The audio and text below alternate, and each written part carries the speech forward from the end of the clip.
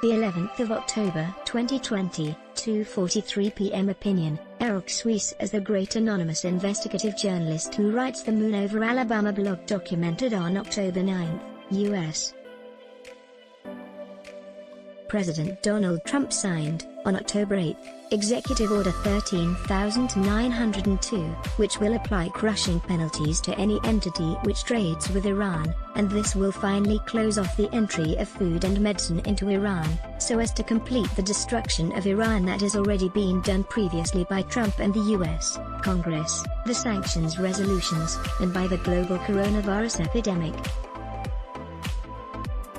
The writer points out also a possibility that a few countries, such as China, Russia, and perhaps even India, might be willing to suffer those crushing penalties, in order not to buckle to what they would view to be an international dictatorship, basically, in order to preserve their own national sovereignty, because they couldn't preserve their independence while adhering to the dictates of a government that is treating them as being an enemy. He also notes that this crushing blow to Iran could have been perpetrated particularly at the present time in order for Trump's failing re-election campaign to be able to draw in enough financial donations from the Zionist lobby, basically, billionaires in the US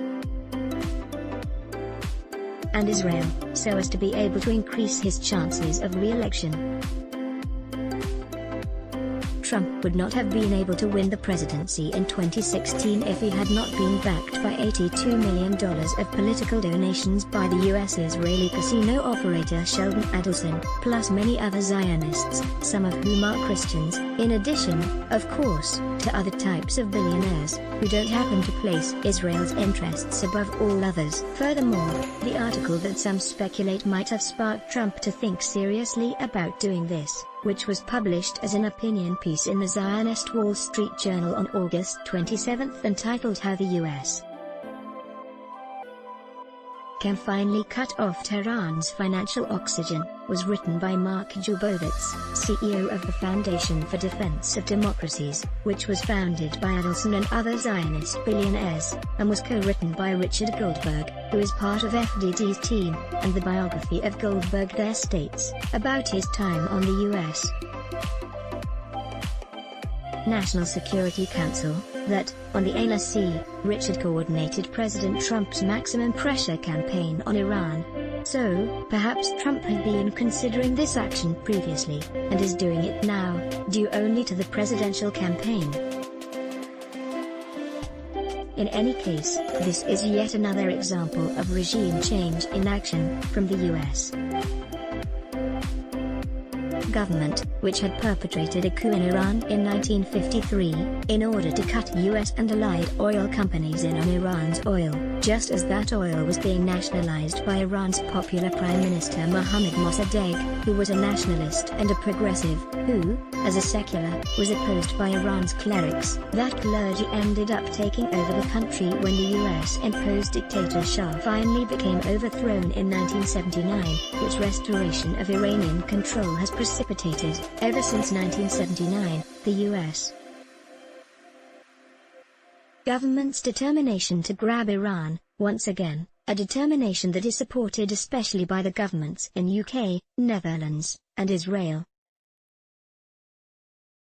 The countries of the Seven Sisters oil companies are owned and controlled by US, UK and Dutch billionaires. Those companies are controlled by Christian billionaires.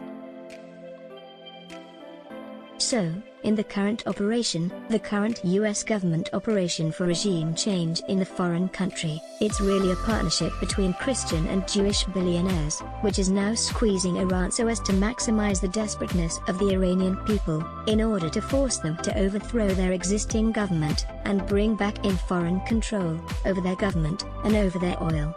However, for Donald Trump, right now, it is a desperate move for him to retain his presidency over the United States, in order for him to continue to serve the interests of his chief financial backers. Joe Biden, by contrast, is backed by Democratic Party billionaires.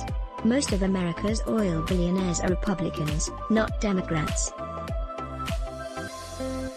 In America, The issues that are the most important to the public are not the issues that are the most important to the billionaires, and so, the people who actually choose the two parties' presidential and congressional nominees, which is being done in primaries, care little, if at all, about the problems that the American people face, since those billionaires make sure, in the primaries, that no candidate who aims to rein in the powers of the billionaire class will become a nominee of their party. Whichever of the two nominees will win, will certainly fulfill his promises to his billionaire backers, and will likely not even push very hard to move forward toward realization his promises to the voters, which latter promises are typically waiting for decades, if ever, to be realized.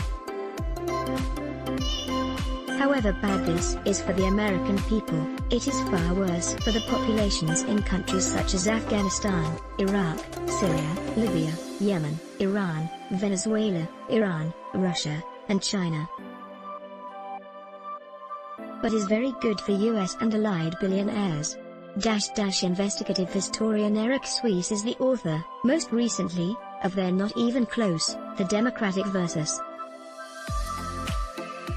Republican Economic Records, 1910 to 2010, and of Christ's Ventriloquists, the event that created Christianity. Copyright Scoop Media. Join the Scoop citizen community. 20 years of independent publishing is a milestone, but your support is essential to keep Scoop thriving. We are building on our offering with TheDig.nz, our new in-depth engaged journalism platform. Now, more than ever, sustainable financial support of the Scoop Foundation for Public Interest Journalism will help to keep these vital and participatory media services running. Find out more and join us. Become a member. Find out more. Let's block ads. Show your love for him. Click the link in description. Thanks for watching.